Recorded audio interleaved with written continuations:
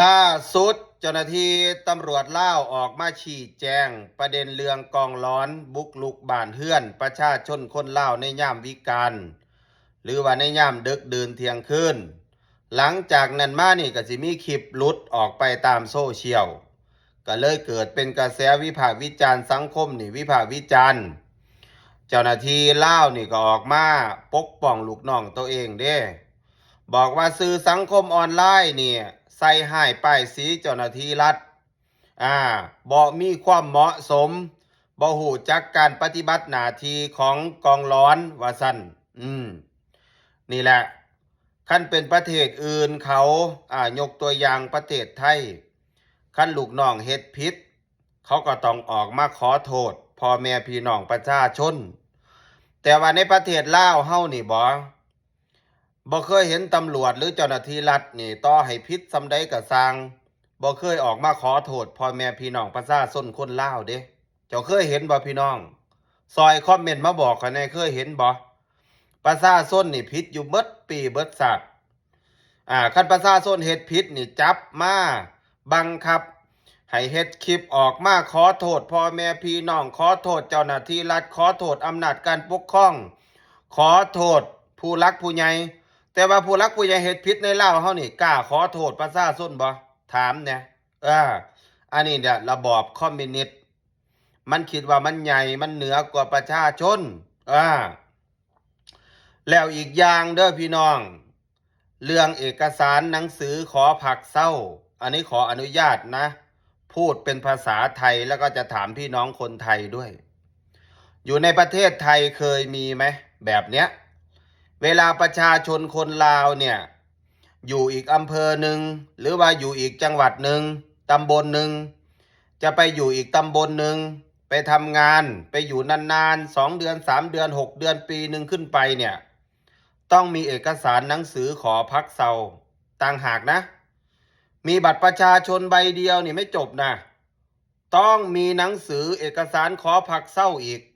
ประเทศไทยบ้านเจ้ามีบ่ล่ะครับพี่น้องฝั่งไทยบ่ได้มีเด้แต่ว่าในประเทศลาวมีถ้าไม่มีนะครับก็เกิดขึ้นแล้วกองหลอนก็บุกเที่ยงคืนเคาะประตูขอตรวจดูเอกสารขอพักเซาผมถามหน่อยบัตรประชาชนใบเดียวเนี่ยในประเทศลาวเนี่ย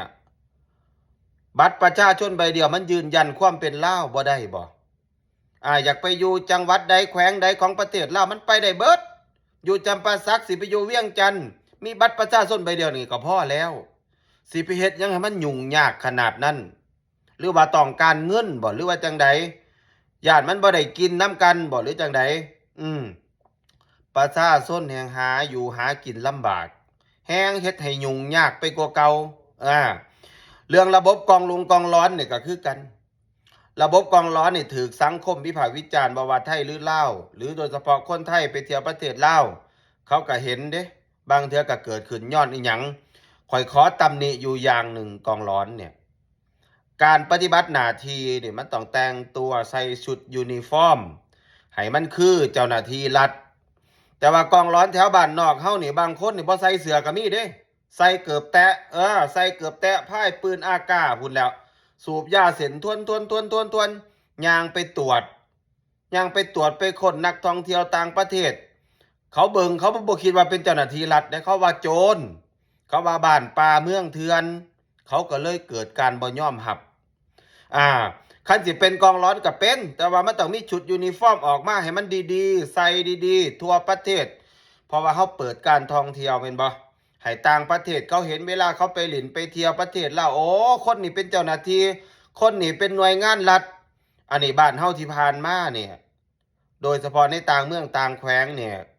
ยังบ่มีหอดชุดยูนิฟอร์มสิใส่ซ้ำแล้วสิให้ต่างประเทศเขาไว้ใจได้จังได๋เวลาเขาไปหลินไปเที่ยวแล้วก็เถียงกันยังบ่จบได้เรื่องที่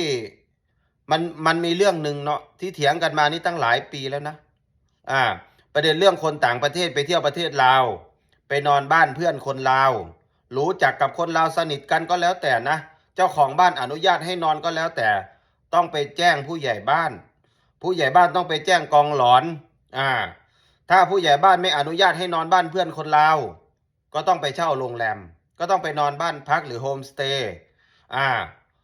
อันนี้คือระบบในประเทศลาวนะถ้าคุณฝ่าฝืนก็ถูกปรับอ่าเหตุผลง่ายๆทำไมต้องเป็นแบบนั้น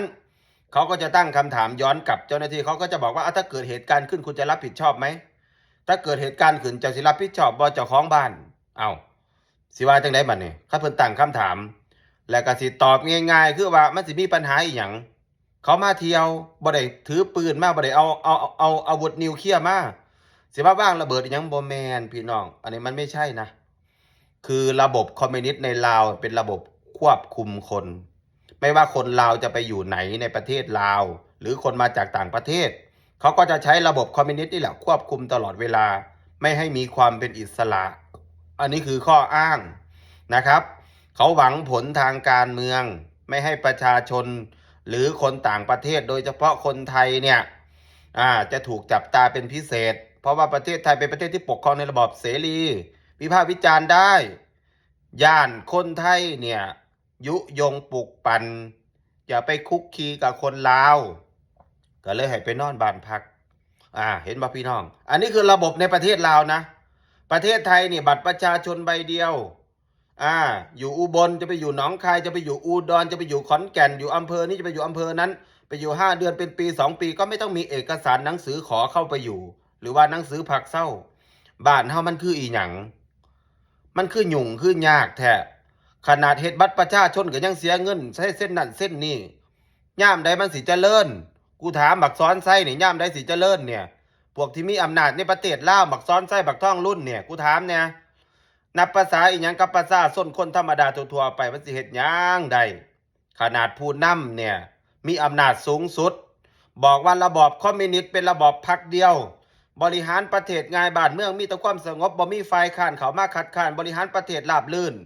มึงคือบ่ราบรื่นมึงคือบ่เจริญจักเทื่อสั่นกูถามมึงนะเออฝากกดแชร์นำพี่น้อง